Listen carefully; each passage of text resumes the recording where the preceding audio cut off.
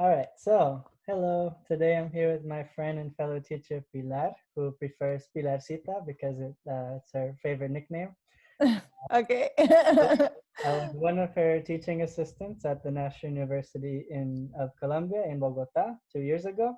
And today we're going to talk about positive thinking during coronavirus, which is something that I think a lot of people could use right now, because I think it's you know, while it's a bad situation, it really is something that we're all experiencing at the same time, and that's something I've noticed a lot with talking to people in other countries because we're in the same. It really shows you how connected the world is when we're all going through this at the same time.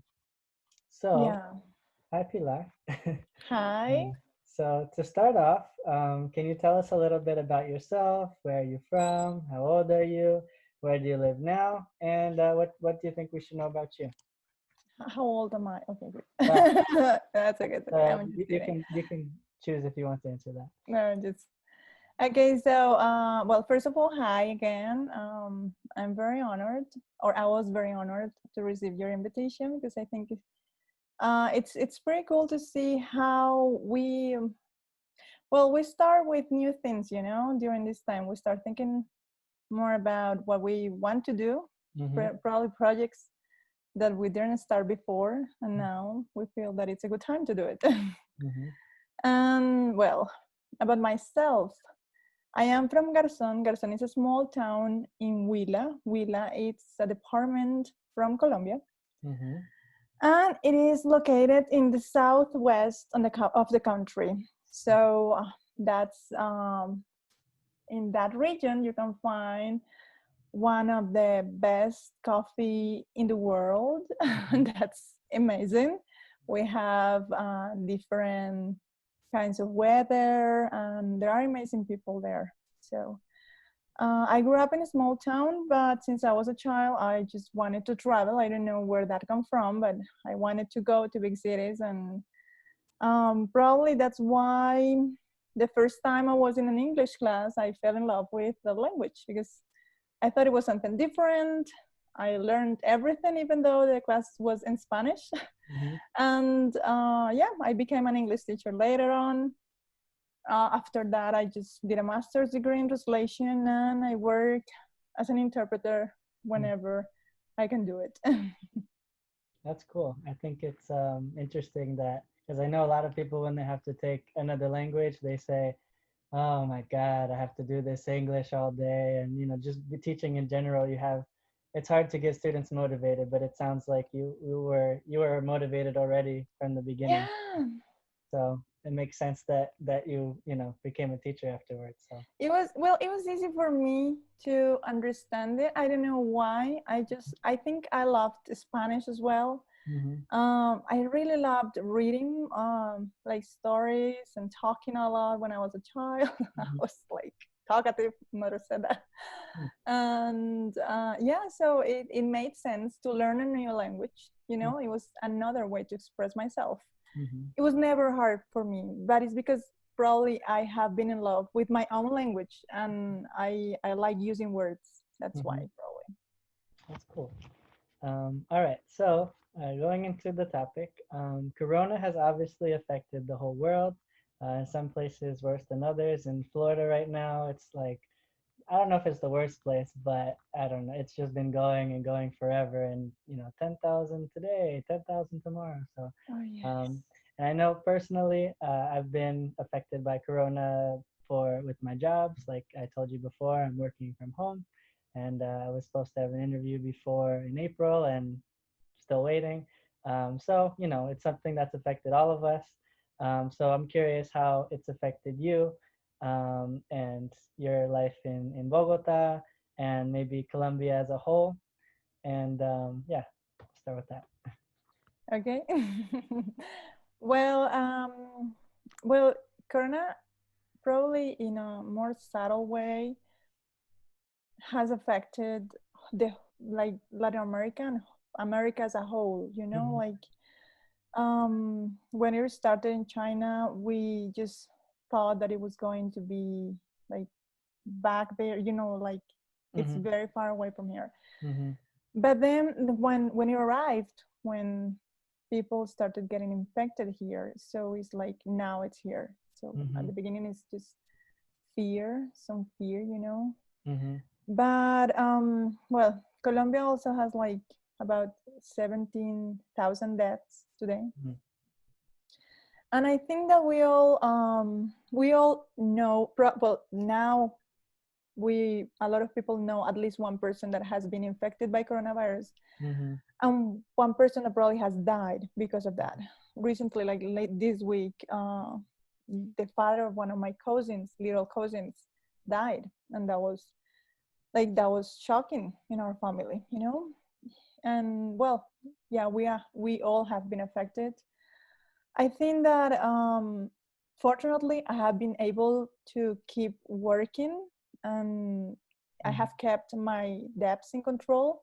Mm-hmm. So I think I have been able to manage the situation in a good way, Mm-hmm. and I feel fortunate about it. I think that I am so grateful for that.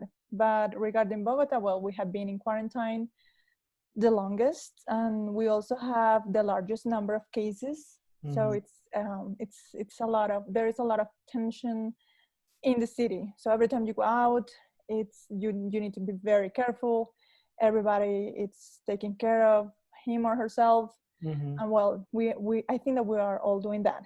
And the city, there are parts of the city that have continued working as normal because they cannot stop. Mm-hmm. So I think that the virus has made more visible certain issues that we all knew were present in our country. Mm-hmm. We all knew that they needed solution, but Mm-hmm. probably we just decided to not pay attention to that, right? Mm-hmm. So, for example, social distancing in places where it's very difficult to achieve that, or there are places in Bogota where you can see that it's so hard to keep that social distancing. Mm-hmm. Basic sanitation is not always something that you can find everywhere. There are Mm-hmm. places in Colombia where there is no drinking water, Mm-hmm. potable water. Well, Yeah, potable drinking water. Yeah. yes. So I think that if you look at the places where coronavirus has probably been more or has affected more people, so you can think about specific sectors in every city Mm-hmm. or specific parts of the country, like the borders, for example. Mm-hmm. So if you look at Choco, that it's a region that has a lot of problems in terms of health, the health system, and it's all over the country. It's not just there, but probably there it's more visible, you know. Mm-hmm. And also in the Amazonic region, how was severely hit at the beginning, you know, like a lot of indigenous people died, and people that are important for the tribe because they are the old ones that they need to teach and pass on their traditions and all these kind of things. Mm-hmm. And well, another thing that I can think of is a lot of crimes, you know, like there are so many social issues going on in the country that are Right. just more visible, you know, like for Right. example, there was this news, I don't know if you heard about that, but like 7 Colombian soldiers were charged for the rape of a little girl, an indigenous girl. So it's really sad to see all that, you know. It's not just the virus that has affected the country, Mm-hmm. but now probably we are more aware of everything that's going on Mm-hmm. apart from the pandemic. So probably it's just that. Do you think those are issues that people knew about before, or just something maybe they kind of knew about, and now that it's more visible, people are starting to care more, and there's been maybe some sort of movement to try to improve those situations? Well, I wouldn't talk about everybody, Mm-hmm. but I think that as a as a whole, Mm-hmm. we knew about that. You know, we knew or we know that there are Mm-hmm. still we have some guerrillas and still we have some paramilitary forces in different Mm-hmm. parts of the country that are killing people. Mm-hmm. And these parts are not as, you know, the just the thing that soldiers from the army, you know, raped a girl Mm-hmm. is not new. It's something that we just didn't expect right now, you Right. see. So a lot of crimes that and drug trafficking is still a problem. Well, like Mm-hmm. the common issues that we have as a country. But and another thing that it has been is like frontline workers have been dangerously exposed. They don't have the protective equipment they need to Yeah. do their job, and a lot of doctors have died. Mm-hmm. And we also can see things like, we discriminate these people. Is so sad, you see. My sister, or her husband, my sister's husband, Mm-hmm. is a doctor, and sometimes it's difficult to get a taxi to get, to get a taxi to go home, or what different things. Mm-hmm. So it's really sad that we don't, as a society, we actually discriminate so many things. Just we when you ask somebody, oh no, we Colombians, we don't do that. Yeah. But when it comes to these things, you can see that we actually do. Yeah. Yeah. Yeah. That's something that came up with me. I don't know if it happened in Colombia, but definitely in Brazil, where I talked to a lot of people and they would say, "Oh no, Brazilians aren't racist. I have black friends. I have this and that." But then when you look at, like the social and economic situations, and you're like, okay, well, that's great that you have these friends, but there's still like it's still very obvious that there's these issues and divisions.